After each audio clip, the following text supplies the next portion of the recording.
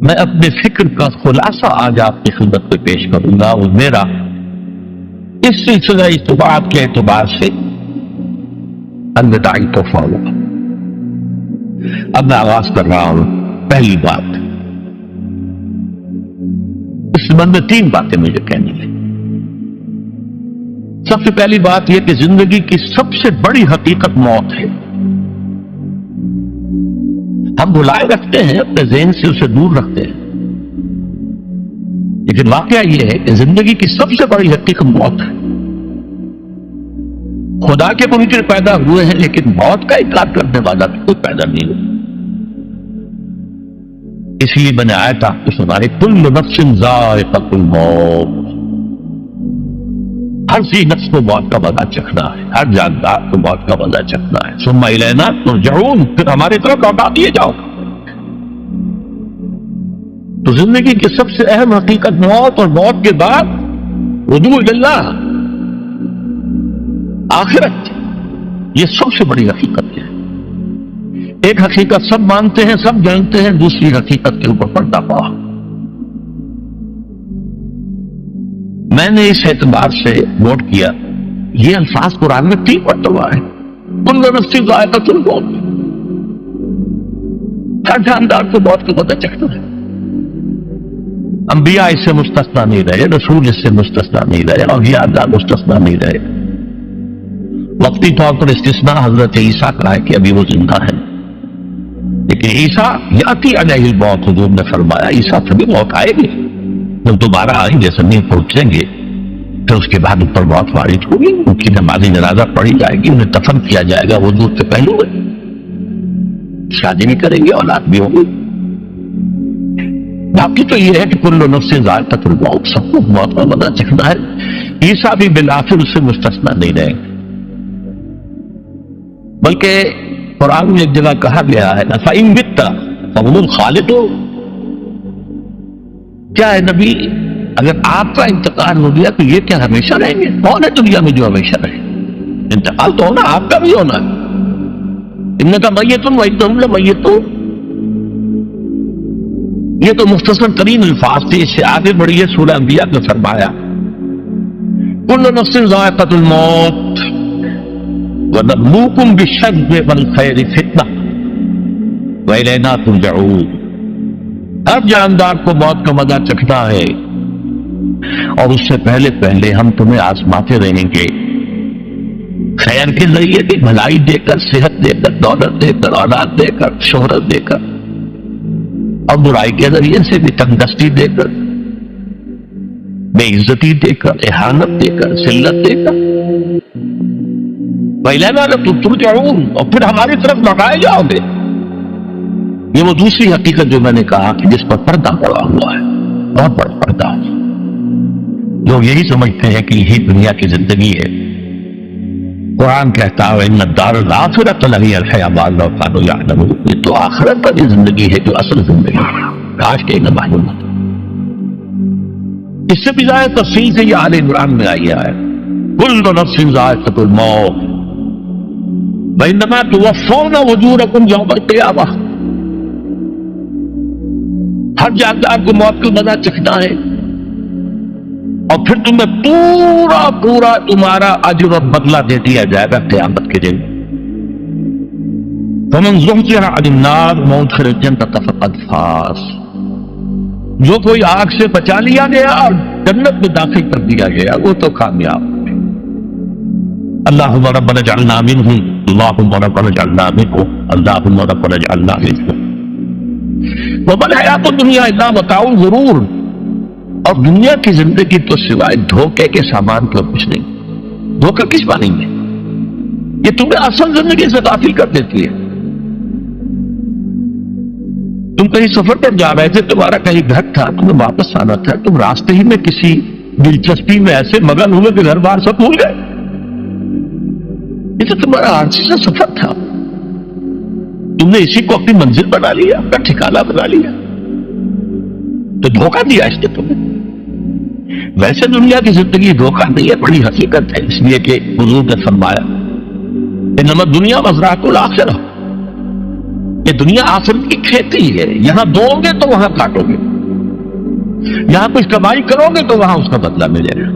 اس اعتبار سے دنیا بہت بڑی حقیقت ہے، ایک ایک لمحہ بہت بڑی دن کی ہے، لیکن اگر یہ دنیا تمہیں آخرت سے غافل کر دے تو اس سے بڑا دھوکے باز اور کوئی، یہ اصل دجال ہے۔ میں نے تقریباً 60 برس کی عمر کو جب میں پہنچا تھا تو موت کا انتظار شروع کر دیا تھا۔ میرے قریبی احباب کو معلوم ہے، میں کہتا رہا، یہ بھی کہتا رہا کہ بھائی میں اپنے حصے کا کام کر چکا، جتنی صلاحیت اللہ نے دی تھی، جتنی بھی میرے اندر استعداد تھی، میں اس کو بھرپور طریقے پر استعمال کرے گا۔ دم واپسی برسر راہ ہے عزیز و اب اللہ ہی اللہ ہے، یہ میرا معاملہ رہا ہے 60 برس کی عمر سے۔ اس کے بعد اللہ نے مزید 14 برس دیے ہیں، یہ نافلۃ اللہ کے نتیجے میں کہتا ہوں، اس کا اللہ کا اپنے خصوصی ہے، نفل ہے، ہمیشہ کہتا رہا۔ مصنون زندگی تو 61 برس ہے ہمارے حساب سے۔ علامہ اقبال کے بارے میں سنا ہے کہ رویا کرتے تھے کہ میری عمر حضور کی عمر سے زیادہ نہ ہو، تو 6 مہینے کم ہی رہی ہے حضور کی عمر سے۔ جو حضور کی عمر تھی وہی حضرت ابو بکر کی، وہی حضرت عمر کی، وہی حضرت علی کی، ہاں حضرت عثمان 82 برس کی عمر ہے ماشاءاللہ۔ تو یہاں کے مجددین میں سے وہی عمر حضرت شیخ احمد سرندی کی، وہی شاہ ولی اللہ دہلوی کی، ہاں شیخ عبدالحق محدث دہلوی رحمۃ اللہ علیہ 82 برس کی عمر۔ لیکن یہ میں کہا کرتا تھا مصنون عمر تو 61 برس ہے، جسے ہم 63 کہتے ہیں وہ اصل میں ہمارے حساب سے 61 بنتا، وہ 63 قمری ہے، جو 9 دن کم ہے، قمری سال جو ہے وہ شمسی سال سے۔ بہرحال میں اس وقت سے منتظر تھا، لیکن جو بھی وقت اللہ نے دیا ہے اللہ کا شکر ہے، وہ مفید کاموں میں لگا ہے۔ ان میں خاص طور پر میں سمجھتا ہوں کہ اللہ کا مجھ پر سب سے بڑا احسان، اور مجھے پر نہیں، بہت بڑے پیمانے پر لوگوں پر جو احسان ہوا ہے، وہ میرا 1998 کا دورہ ترجمہ قرآن ہے جو کراچی میں ہوا تھا۔ 1998 کے مارچ میں میرا بڑا آپریشن ہوا، دونوں گھٹنے تبدیل کیے گئے، لیکن 98 کے آخر میں، حالانکہ میں چل نہیں سکتا تھا، کراچی میں مسجد جو ہے اونچی ہے، دوسری منزل پر ہے، تو خاص ریمپ بنایا گیا جس کے ذریعے میں ویل چیئر پر مجھے لے جایا جاتا تھا۔ میں وہ کر لیا۔ اس طرز کی گزشتہ چند سالوں سے پوری دنیا میں جو گونج ہوئی ہے اللہ کے فضل و کرم سے، اللہ کوئی حکمت خداوندی اس کے ساتھ وابستہ ہے، اس میں میرے کسی کام کو دخل نہیں ہے، میری کسی کوشش کو دخل نہیں ہے۔ میں نے تو جو درس میں دیتا آ رہا تھا سن 85 سے دورہ ترجمہ قرآن، البتہ یہ بات ضرور ہے کہ میں نے محسوس کیا تھا کہ سن 98 کے اس درس میں دورہ ترجمہ قرآن سے مجھے خصوصی انشراح حاصل۔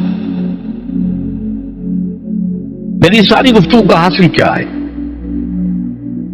دیکھیے، نظریاتی تحریکوں کا تعلق اشخاص سے نہیں ہوتا، ٹھیک ہے، کوئی اس کا داعی ہوتا ہے، کوئی اس کا مؤسس ہو جاتا ہے، کوئی اس کا آغاز کرنے والا ہوتا ہے، لیکن نظریاتی تحریک افراد سے وابستہ نہیں۔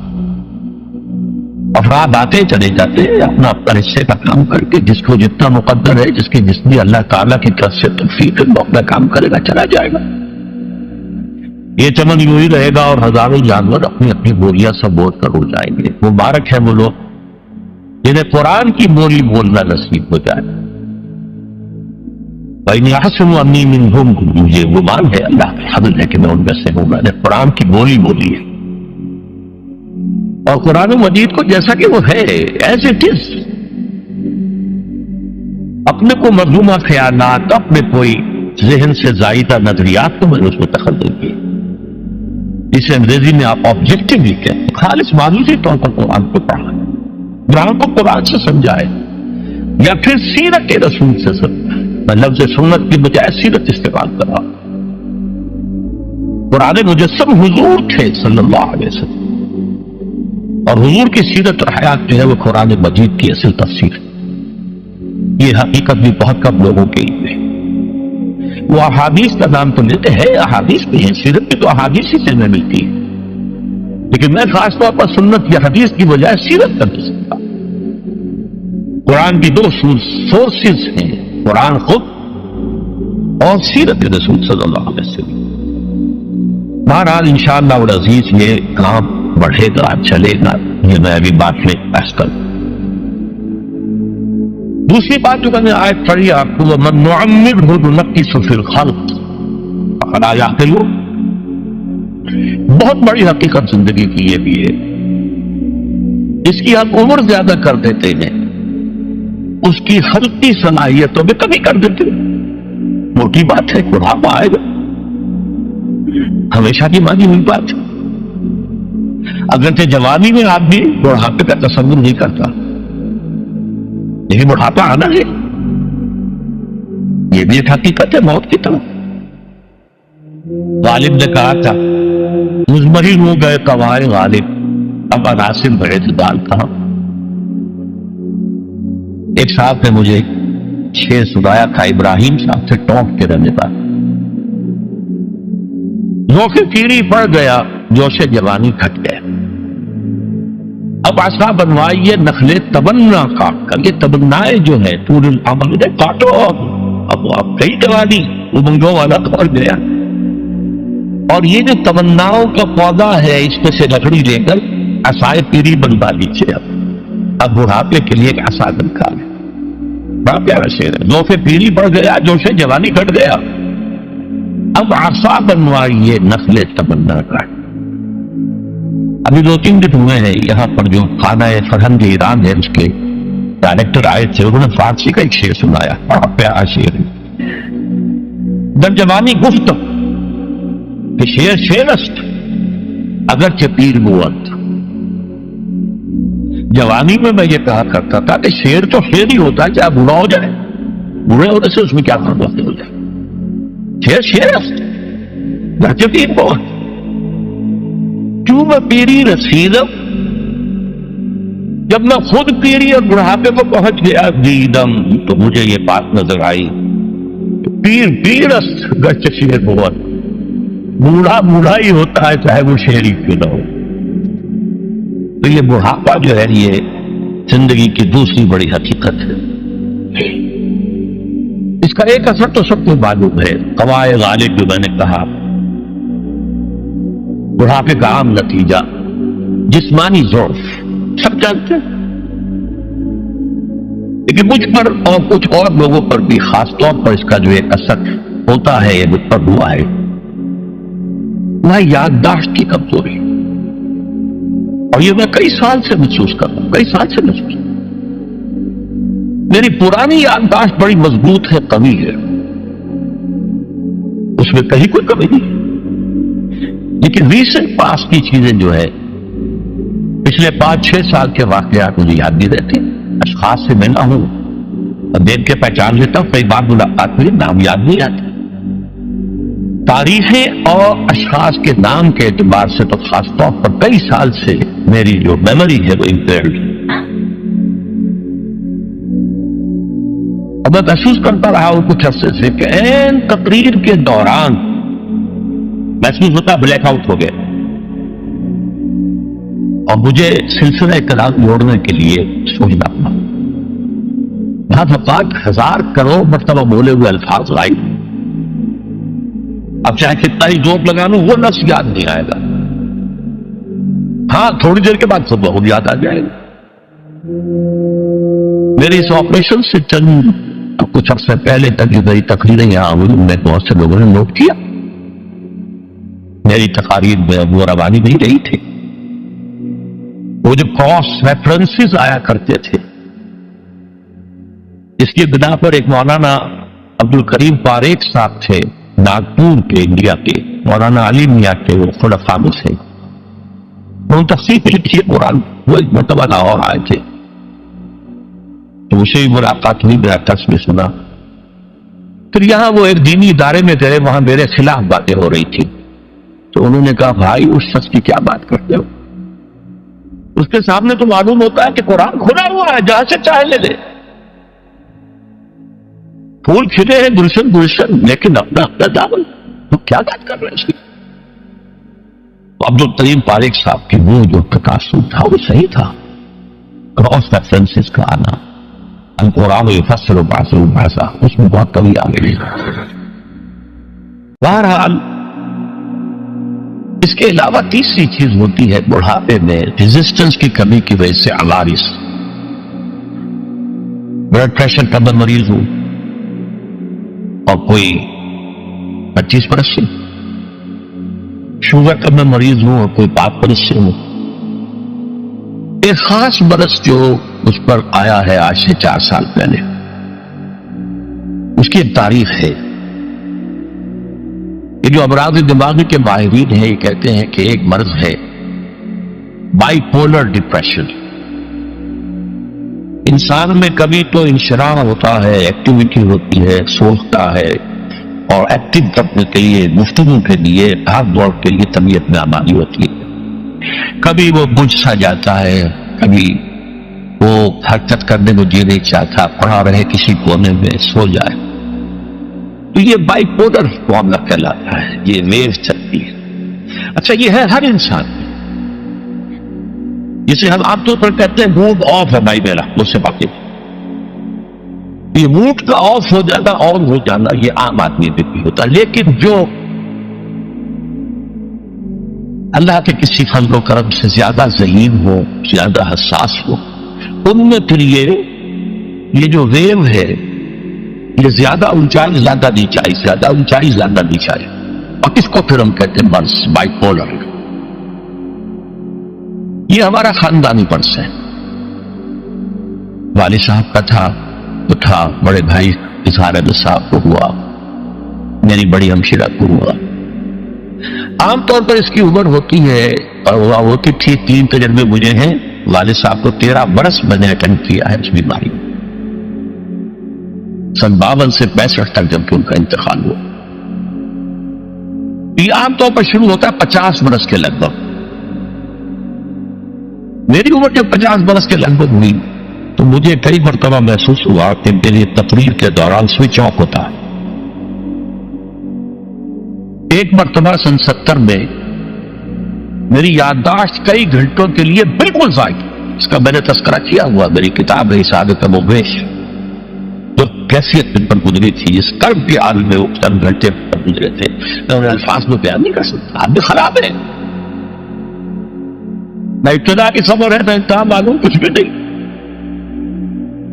میں جب 50 برس کا ہوا اور یہ دو ایک مرتبہ مجھے جھٹکے لگے مسجد صبر آباد کے اندر، تو میں نے ڈاکٹر رشید چودھری صاحب سے، وہ میرے والد صاحب کے والد تھے، میں نے ان سے کہا کہ یہ ڈینجر زون میں داخل ہو گیا۔ ان کا نہیں، آپ کو یہ نہیں ہوگا، اس لیے کہ آپ اللہ کے کتاب کی خدمت کر رہے ہیں۔ تو ان کی یہ بات جو پارشلی ٹروتھ نکلی کہ 70 برس کی عمر میں مجھ پر یہ 20 برس اللہ تعالیٰ نے مجھے اس میں ایک بونس دے دیا۔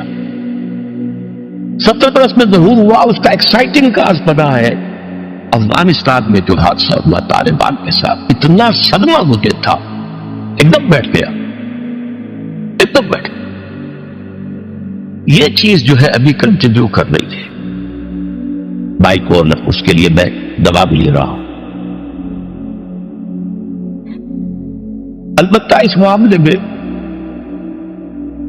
میری ایکسائٹمنٹ جو ہے زیادہ اوپر چلے جانا، یہ صرف ایک بار ہوا اللہ کے فضل و کرم سے، زیادہ جو ہے وہ اس بروڈنگ، اس غور کرتے رہنا، بیٹھے رہنا، لیٹے رہنا، وہ جس کا نقشہ حضور کے بارے میں کھینچا گیا ہے، یا ایھا المدثر یا ایھا المزمل، اے کمبل میں لپٹ کر لیٹنے والے اور اے لحاف میں لپٹ کر لیٹنے والے، قم فانذر قم اللیل الا قلیلا، وہ ایک کیفیت ہوتی ہے۔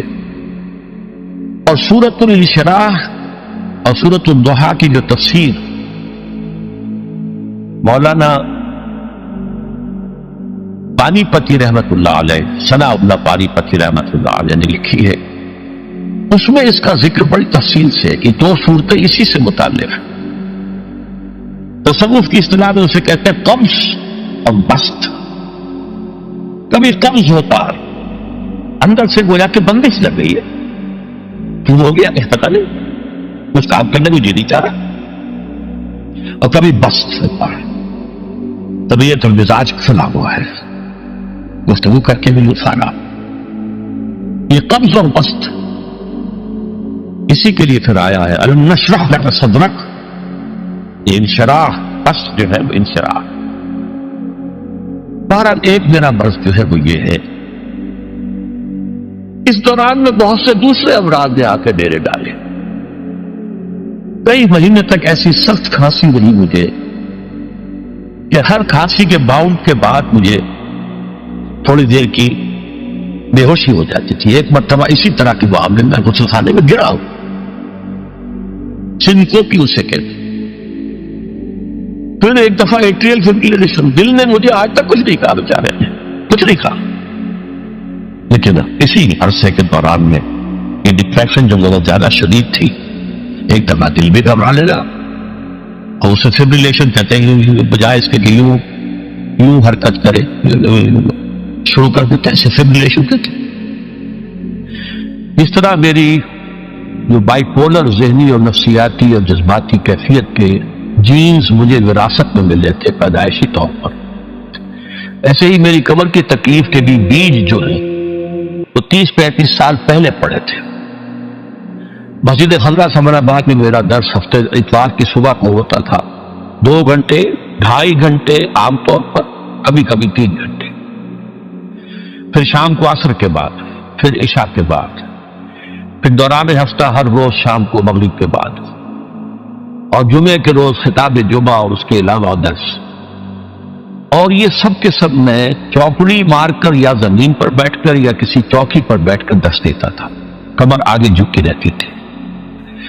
ظاہر بات ہے کہ اس کے کچھ نہ کچھ جو بھی فزیکل اثرات ہیں وہ پیدا ہونے تھے۔ اس زمانے میں مجھ سے مولانا جعفر شاہ پھلواری رحمۃ اللہ علیہ اور شیخ سلطان میں جماعت اسلامی کے امیر رہے تھے، دونوں نے ایک بات کہی تھی کہ انگریزی محاورہ تو یہ ہے کہ کینڈل کو دونوں سائڈز پر برن نہ کرو، don't burn your candle both the sides, لیکن آپ کا معاملہ تو یہ ہے کہ دونوں سائڈز کے علاوہ درمیان میں سے بھی جلا رہے ہیں۔ لیکن ظاہر بات ہے کہ ایک شوق، ایک لگن، ایک دھن، ایک کام کی بنیاد ڈالنا آسان بات نہیں ہوتی۔ میں لگا رہا، ریڑھ کی ہڈی میں درد ہوتا تھا کمر میں، جسے لو بیک پین کہتے ہیں، کوئی دوائیاں کھا لی، کوئی پین کلرز کھا لیے، لیکن یہ کہ اس سے خاص طور پر جو کمر کا نچلا حصہ ہے، اس کے جو گورے ہیں اور ان کے مابین جو انٹرورٹیبرل ڈسک ہوتی ہے، اسپیس ہوتی ہے، وہ نیرو ہوئی اور ڈسک جو ہے ڈیجنریٹ ہونا شروع ہوئے۔ تکلیف بڑھتی چلی گئی، کام بھی چلتا گیا۔ پہلا ایکیوٹ حملہ مجھ پر ہوا ہے 1985 میں۔ سارے اسباب تو اندر موجود تھے، لیکن ایک ایکسائٹنگ کاز، فوری سبب یہ بن گیا کہ شکاگو سے لاہور تک کا سفر میں نے کیا اور اس میں 30 گھنٹے مجھے مسلسل بیٹھنا پڑا۔ شکاگو سے لندن، لندن ہیتھرو ایئرپورٹ پر 6-7 گھنٹے انتظار، پھر وہاں سے اسلام آباد، اسلام آباد میں انتظار، لاہور کی فلائٹ۔ اس سے یہ ہے کہ اس قدر شدید تکلیف ہوئی کہ رکوع میں جانا مشکل، رکوع سے اٹھنا اس سے بھی زیادہ مشکل، جھکنا جو ہے، چلنا بہت مشکل۔ 12 ادویات وغیرہ کھانی اور اس کے ذریعے سے اس میں کورٹیسون کا استعمال بھی کرتا رہا اور کام چلتا رہا۔ اچانک میں گیا کراچی کے دورے پر، تو وہاں جو شکل پھر پیدا ہوئی تھی 1985 میں، 4-5 دن جس حالت میں گزرے ہیں، میں اس کا اب بھی تصور کرتا ہوں تو کانپ جاتا ہوں۔ شدید تکلیف، کسی کا چین نہیں۔ اس کا معاملہ خاص طور پر دوہرا اس لیے ہو گیا تھا، میں وہاں مہمان تھا سید سراج الحق صاحب کا، محترم کا۔ اب ظاہر بات ہے میری وجہ سے انہیں جسمانی تکلیف بھی ہو رہی تھی، جس میں مشقت ہو رہی تھی، کوفت ہو رہی تھی۔ بہرحال وہاں سے مجھے لاہور پھر لایا گیا ہے ایک اسٹریچر پر، یہ آئیے کہ 3 سیٹوں کے اوپر اسٹریچر لگا، اس پر میں آیا۔ یہاں آ کر کچھ انویسٹیگیشن کی، کچھ کورٹیسون انجیکشن لگے، تو اس طریقے سے وہ بات بھی دب گئی۔ مشورہ کیا، ڈاکٹر بشیر صاحب نیورو سرجن ہوتے تھے، انہوں نے کہا آپریشن آپ نے کرنا ہے، اگرچہ معاملہ تو خراب ہے اور یہ 3 موروں کے درمیان جو ہے معاملہ وہ کافی تشویشناک ہے، آپریشن میں کرائے، ادویات وغیرہ سے، کچھ ایکسرسائز سے کام چلا ہے۔ اس وقت تک ابھی MRI ایجاد نہیں ہوا تھا، CT اسکین ہوتا تھا، وہ کروایا تو معلوم ہوا کہ نمبر 4 اور 5 اور S1 یہ 3 مورے جو ہیں ان کے درمیان کی ڈسک جو ہے وہ تقریباً ڈیجنریٹ ہو چکی ہے۔ بہرحال اس کے بعد بھی اللہ کا فضل ہوا، کام چلتا رہا۔ सन 91 سے مجھے گھٹنوں کی درد کی تکلیف شروع ہوئی تو میں نے پین کلر زیادہ اسٹرانگ کھانے شروع کیے. اس سے یہ درد بھی دب گیا، معلوم ہوا ہے ہی نہیں، کمر میں کچھ ہے ہی نہیں. لیکن آج سے کوئی 3-4 سال پہلے میں نے جب آپریشن تو کرایا تھا تقریباً 7 سال پہلے 1998 میں، تو اس کے بعد سے میں نے وہ پین کلرز ختم کر دیے، اس لیے کہ گردے پر اور بیدے پر کا برا اثر ہو رہا تھا. لیکن یہ کہ اس کے بعد آج سے 3-4 سال پہلے مجھے تکلیف بڑھنی شروع ہوئی. کھڑے ہونا مشکل ہو گیا، چلنا مشکل ہو گیا، کھڑے ہو کے تقریر کرنا موقوف ہو گیا. عام طور پر سچ چلنا ہوتا تھا تو ویل چیئر کے اوپر، یہ بات آگے تک بڑھی رہی. سن 5 کے آغاز میں تکلیف جو ہے یہ زیادہ بڑھی تو پھر MRI کرایا گیا. اس سے معلوم ہوا کہ اب 3 نہیں 4 مورے انوالوڈ ہیں، L3 L4 L5 S1، اور صورتحال بہت تشویشناک ہے. آپریشن جو ہے وہ لازمی ہے. لیکن کچھ خوف تھا آپریشن کا، کچھ لوگ بھی ڈراتے تھے. ٹال بٹول سے میں کام دیتا رہا، وہی دوائیں وغیرہ، پھر کچھ جدید قسم کے ٹوٹکے بھی ٹرائی کیے، کچھ ہومیوپیتھی بھی ٹرائی کی. لیکن یہ کہ درد بڑھتا چلا گیا، مرض بڑھتا گیا جو دوا کی. اچانک یہ آج سے 4 مہینے پہلے حادثہ ہو گیا. بہت شدید درد کی کیفیت تھی اور 3-4 روز سے میرا مسجد میں آنا بھی موقوف تھا، اور میں وضو بھی نہیں کر سکتا تھا بلکہ تیمم ہی سے نماز بستر پر پڑھ رہا تھا.